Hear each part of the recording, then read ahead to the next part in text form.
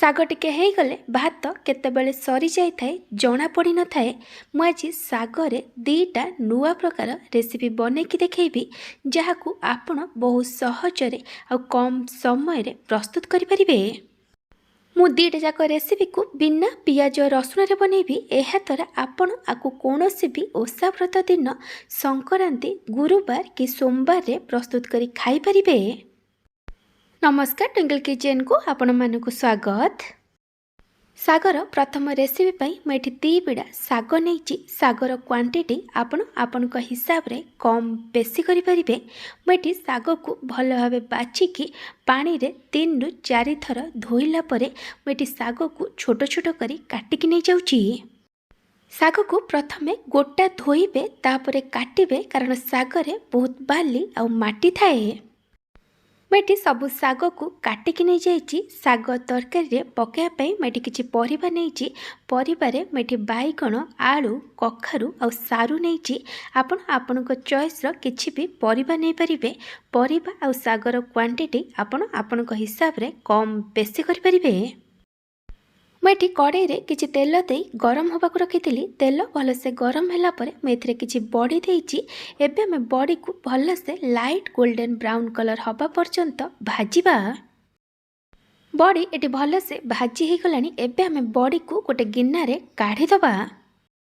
तेल एटी गरम अच्छी। मु तेल रे 2टा सुखिला लंका और गोटे छोट चामच पंच फुटण देइछि।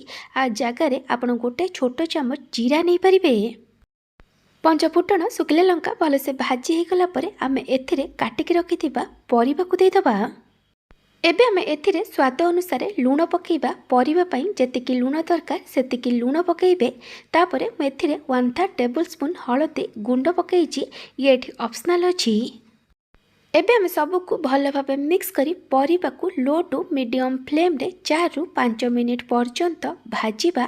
परिबा भाजी होथिबा भितरे चलंतु एबे आमे तरकारी रे दबा पई गोटे मसला बनै दबा।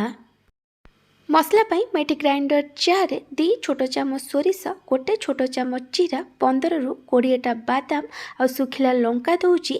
जीरा, सोरिष, बादाम और सुखिला लंका को मु पानी रे 15 मिनिट पई बतरेकी रखी। आपन को जेतिकी राग दरकार से अनुसार सुखिला लंका कि कंचा लंका नहीं पारिबे। तापरे मु एथिरे 1/4 कप नड़िया कोरा दौची। आपण टेस्ट हिसाब रे नड़िया कोरा नेबे। तापरे मु एथिरे 1 इंच अदा पकेइछि। एबे हमकु कवर करी मसला को भल से बाटिकी नहीं जिबा। मसला पेस्ट एठी रेडी हो जाइछि। परिबा एठी 4 रु 5 मिनिट पर्यंत भल से भाजी हो जाइछि। एबे हमें एथिरे बाटिकी रखिथिबा मसला को देदबा। तापरे मु एथिरे गोटे बड़ टमाटो को छोट छोट करी काटिकी पकेइछि। टमाटो एठी ऑप्शनल अछि। एबे हमें सबु को भल भाबे मिक्स करी मसला को 2 रु 3 मिनिट पर्यंत कषिबा। जेमती मसलार कंचा बास्ना पळेइबो। मसला को अधिक समय कषिबेनी, कारण आमे एथिरे सोरिष को बाटिकी देइछे। मसला पिता हिजिबो। एटी 2 रु 3 मिनिट हो गलानी। एबे हमें एथिरे पानी दबा। आपन को साग तरकारी जेमती कंसिस्टेंसी दरकार से अनुसार पानी देबे। एबे हमें सबु को भल भाबे मिक्स करी तरकारी को हाई फ्लेम रे 1 रु 2 मिनिट पर्यंत फुटिबा पई छाड़ी दबा। तरकारी एटी भल से फुटी गलानी। एबे हमें तरकारी को आउ थरे भल भाबे मिक्स करी दबा। तापरे कवर करी लो फ्लेम रे 4 रु 5 मिनिट पर्यंत कुक करिबा। जेमती परिबा 70 रु 80% पर्यंत सिझी जिवो। 4 रु 5 मिनिट परे मैं घोड़णी काढ़ी देइछि। परिबा एठी 80% पर्यंत सिझी गलानी। एबे हमें तरकारी को आउ थरे भल भाबे मिक्स करी दबा। आ गैस रो फ्लेम को हाई करी दबा। एबे हमें एथिरे काटिकी रखिथिबा साग को देई दबा। आ कवर करी हाई फ्लेम रे 1 रु 2 मिनिट पर्यंत कुक करिबा। 1 रु 2 मिनिट पर मैं घोड़णी काढ़ी देइछि। एबे हमें एथिरे स्वाद अनुसार लूण पकेइबा। साग पई जेतिकी लूण दरकार सेतिकी लूण पकेइबे। एबे हमें सबु को आउ थरे भल से मिक्स करी दबा। तापरे आमको कवर करी लो फ्लेम रे 4 रु 5 मिनिट पर्यंत कुक करिबा। जेमती परिबा आ साग भल से सिझी जिवो। चार रु 5 मिनिट पर मुझे घोड़णी काढ़ी देछि। एबे हमें तरकारी को आउ थरे भल से मिक्स करदबा।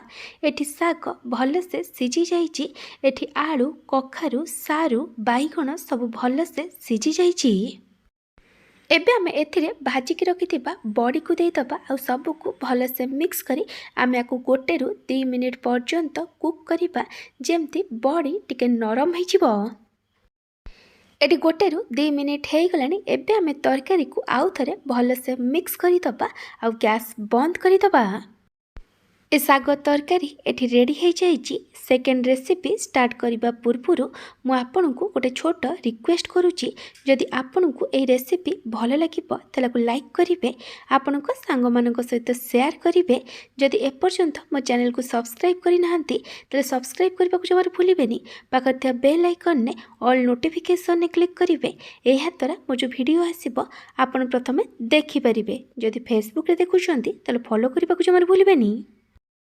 सेकेंड रेसिपी भी मुझे 2 पिड़ा साग को भल भाव बाछिकी पानी रे 3 रु 4 थर धोइला परे मुझे साग को छोट छोट करी काटिकी नहीं जाइछि। सागर क्वांटिटी आपण हिसाब रे कम बेसी करि परिबे। साग सहित मुझे किसी परिबा नहीं। परिबारे मुझे किसी सारू गोटे मीडियम साइज रो बैगण खंडे कखारु आ 2टा मीडियम साइज आलू को छोट छोट करी काटिकी नहीं। परिबा आ सागर क्वांटिटी आपण टेस्ट हिसाब रे कम बेसी करि परिबे। मुझे गोटे प्रेसर कुकर रे 2 ग्लास पानी नहीं। एबे हमें एथिरे परिबा को भल से धोईकी देदबा। ता सहित मुझे गोटे कप मुग डाली नहीं। मुझे भजा मुग डाली को पानी रे भल से धोईकी दे देइछि। तापरे मुझे अधा छोट चामच हळदी गुंड आ स्वाद अनुसार लूण पकईछि। एबे हमें सबको भल से मिक्स करदबा। तापरे प्रेसर कुकर लिड बंद करी मीडियम फ्लेम रे गोटे हुइसिल आसवा पर्यंत आमे को कुक करिबा। प्रेसर कुकर गोटे हुइसिल आसला परे मु इंडक्शन बंद करि देइथिली। प्रेसर कुकर पूरा भेपर गला परे मेठी लिड खोलीची। मेठी आपन को देखै दउची परिबा आ मुग डाली सब भल से सिझी जाइची। मुग डाली को एमती सिझेबे जेमती मुग डाली कोटा कोटा रहिबो आ भल से सिझी जिवो। एबे आमे इंडक्शन आउ थरे ऑन करिदबा आ तापरे आमे एथिरे काटिकी रखिथिबा साग को देदबा। एबे आमे सबको भल भाबे मिक्स करी आमे को लो टू मीडियम फ्लेम रे 5 रु 6 मिनिट पर्यंत कुक करिबा जेमती साग पूरा भल से सिझी जिवो। आपण ए रेसिपी को जगार देखुचंती कमेंट सेक्शन में जणैबे। प्रेसर कुकर लिड बंद करने दरकार नहीं। एटी 5 रु 6 मिनिट हो गलानी। साग एटी भल से सिझी जाइछि। एबे हमें इंडक्शन बंद करदबा। मुझे गोटे कड़ई को गरम होगा रखी। कड़ई भल से गरम हो गला परे मुझे घी देइछि। घी जगार आप रिफाइन ऑयल नहीं पारे, किंतु घी रे ए रेसिपीर टेस्ट बहुत भल आसी थाए। घी भल से गरम हो गला परे मैं 2टा सुखिला लंका को भांगिकी देइछि आ 2 छोट चामच पंच फुटण देइछि। पंच फुटण जगार आपण जीरा नहीं पारिबे। तापरे मु एथिरे अधा छोट चामच हेंगु देइछि। आपण एथिरे निहाती भाबे हेंगु पकेइबे। एहा द्वारा आर टेस्ट बहुत भल आसीबो। पंच फुटण सुखिला लंका हेंगु भल से भाजी हो गला परे आमे एथिरे सिझेकी रखिथिबा परिबा साग आ डाली को देइदबा।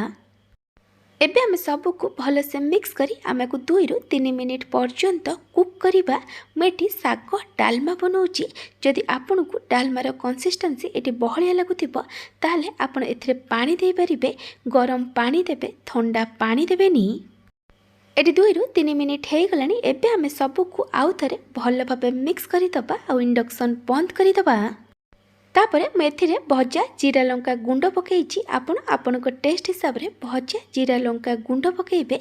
एबे हमें सबको आउ थरे भल भाबे मिक्स करिदबा। बिना पियाज रसुन रे साग डालमा एठी रेडी हो जाइछि। जदि आपन को बिना पियाज रसुन रे एई सागर 2 प्रकार रेसिपी भल लागिथिबो तले को लाइक करिवे। आपन को सांग मानक सहित शेयर करिवे। जदि एपर्यंत मो चैनल को सब्सक्राइब करि नाहंती त सब्सक्राइब करबा को जमार भूलिबेनी। पाखर थिया बेल आइकन ने ऑल नोटिफिकेशन ने क्लिक करिवे। एहा द्वारा मो जो वीडियो आसीबो आपन प्रथमे देखि परिबे। Thank you for watching.